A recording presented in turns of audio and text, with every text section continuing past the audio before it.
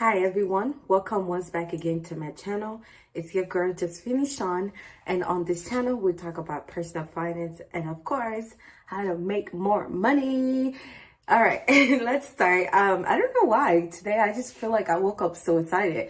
I don't have any plans, but I'm just so excited. Well, happy Valentine's Day to everyone. I hope your Valentine's plans are going very well. Anyways, so that's pretty much it. So let's start off from what we're going to be talking about today. So we're going to be continuing on from our series that we started, which is on credit, credit score, credit, all that stuff. We're going to continue on. So the topic is going to be what is credit utilization and how does it affect your credit score? Okay, so what is credit utilization and how does it affect your credit score?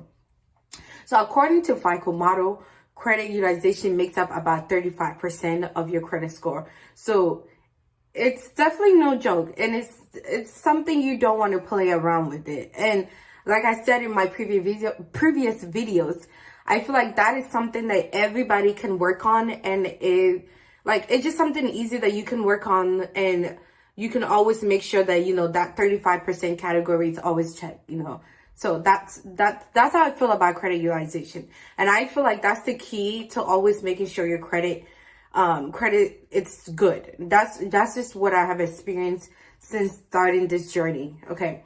So what is credit utilization? It's basically a ratio of your outstanding credit balance to your credit limit. Okay. That's basically the definition of it. Let me give you guys an example of it. An example of it is that, let's say I have a credit card that have $100 limit, and I go to make a purchase of $50. That means that my credit utilization now is going to be 50%. That's pretty high. Like 50% is no joke. It's actually recommended to keep your credit utilization not more than 30%, but I will recommend you do 10 to 20%. That's what I would recommend. And the reason why I will recommend that is that basically you want it to be about 30%. So if you do 20 to 30%, and let's say you make a purchase that's greater than 20%, at least you will always fall below the 30%, right? So that's how I go about it. And that's what I did to always make sure that my credit was always super good, right? So I always make sure that for every one of my credit card, I don't go more than 10 to 20%, right? And that's why it's also important to have a lot of credit cards, right? Because if you have a lot of credit cards, that means your credit limit is going to be larger. So that means that you can spread the charges. For example, this $50 charge on a credit limit that's $100, you can spread it among your different credit cards, right? And then all of them can have a credit utilization of at least 30%, right? So that's the idea behind having a lot of credit cards. Okay. So I want to give another example from my own personal account.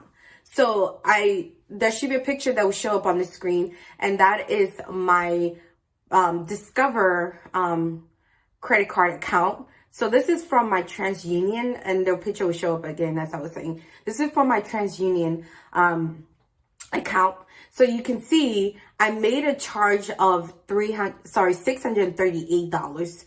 And that dropped my credit utilization, or increased my credit utilization to 10%, right? So, however, when I paid that off, and that's what you see from that picture, that my credit increased by 6 points, right? So this is only 10%, right? People would say 10% is really not that bad, right? But with that, my score dropped 6% by, and then by easily just paying that off, now my credit score increased by 6 points, and as you can see from the picture. So again, this is like highlighting how important credit utilization is and how it affects your credit score, And that's just why I always say you want to make sure it's between 10 to 20%, right? You don't want to do the 30%.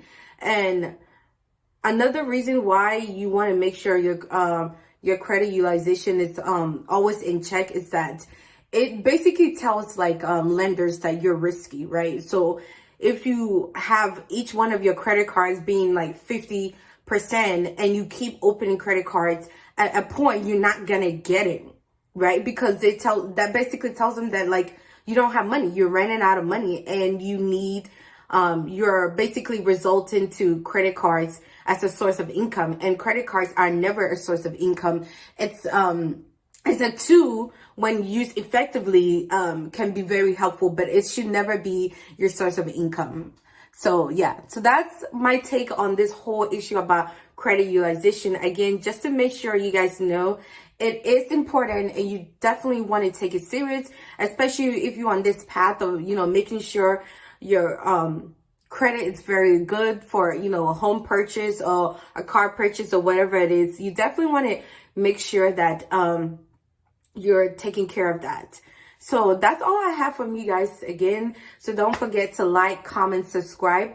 And I guess I will see you guys in my next video. Enjoy you guys' day. Bye.